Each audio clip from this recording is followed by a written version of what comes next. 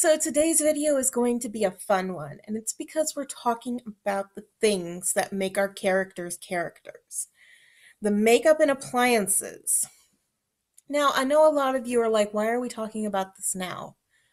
And it's because I believe that you should be thinking about this throughout the process. It shouldn't be something left for the very last minute. And it's because sometimes you need to get specialized makeup or specialized appliances to give your character that last bit of realism.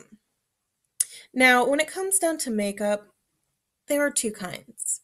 You've got your garden variety everyday makeup that you can get at any store, and you see it every day. But there is also theatrical makeup. Now, theatrical makeup holds up a lot better when you've got heat and sweat and you've got rubbage. It's formulated differently from everyday makeup. The pigments are different, the bases are different. It's different kinds of makeup. Now, everyone has to decide how they're going to bring that character to life. And makeup is a great way to do it. But deciding what kind of makeup can also be a little tricky. If you're looking for a more natural look or slightly exaggerated look, then common makeup might do the trick. If you decide to go that route, I would suggest getting something called neutral set powder. It's a powder that goes on without color, and it keeps your makeup from smearing or running. On top of that, you need to get something called liquid set. It's just a spray that you spray on top of the powder, and you're flawless for the entire day. It is a little on the expensive side, but it's so worth it. And it's also great for that finishing touch to the theatrical makeup. So having it in-house is a great idea. Theatrical makeup is tricky. It's temperamental. You need practice applying it, and you need to see how you react to it. It's not something that everyone can wear. I have very finicky skin. It's picky. If I wear the wrong thing, I break out badly. And regardless of how hypoallergenic it might be, something in the makeup sets off my skin and I can never wear it again. If you're like me, you have to have practice applications to make sure that you're not going to land yourself in the ER. So now that we have YouTube, I would suggest that if you're looking into theatrical makeup, to look up a few tutorials and to see what style is right for you, what tools you might need. And I would also say that you need to be patient because it's a process, and learning how to use these things properly, it's a learning experience. It's not something that you can take one afternoon and just be flawless at. You need to make your mistakes. The other thing I wanted to talk about was the prosthetics. Now, a lot of cosplays don't call for this, but there are cosplays where it's essential. And an example of this is when I did the Lady of the House cosplay and I was doing a Klingon. Now, I could have done the ridges with makeup.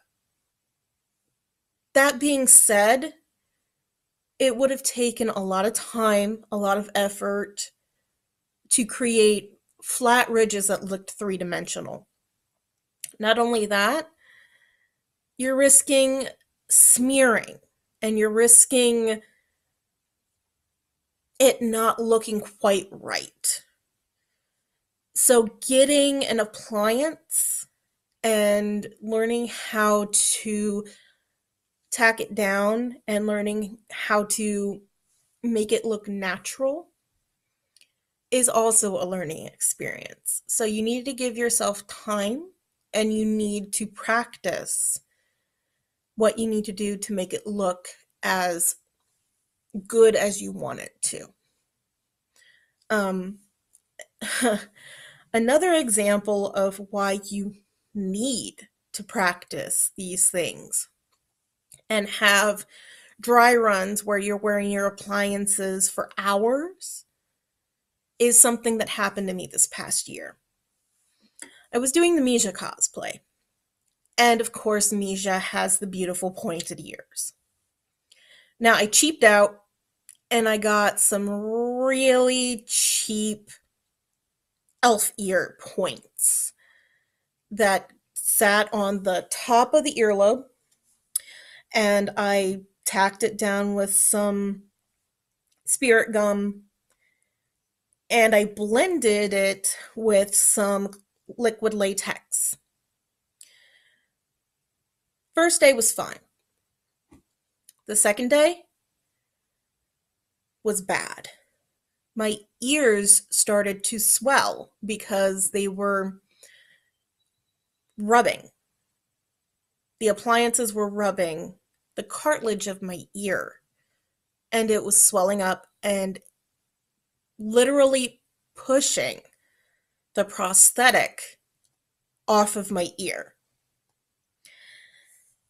So having that time to wear these things and being able to figure out what the trouble's going to be is imperative. Luckily, I was able to get over to the Weta booth, and I was able to get these awesome elf ear appliances. And it literally kept me from losing it because I still had 2 days where I was cosplaying this character, and my ears were so sensitive that I wouldn't have been able to put those originals back on without causing serious problems and damage to myself. And I want to take a moment to thank the amazing Warren Dion Smith. He is the greatest man alive. He's funny, and I love the fact that he takes the time to not only talk to you, but to reassure you and give you tips on what you can do to make your cosplay makeup that much more beautiful. I want to be Dion when I grow up. Just saying. I love him to death, and I hope I see him again this upcoming con. So, I think I'm going to leave it here.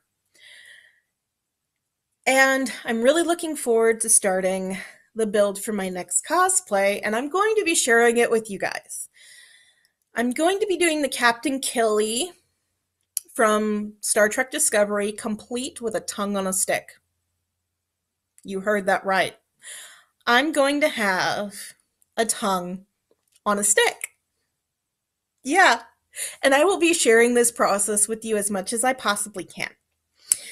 So until next time, let's have some fun, and thank you so much for watching.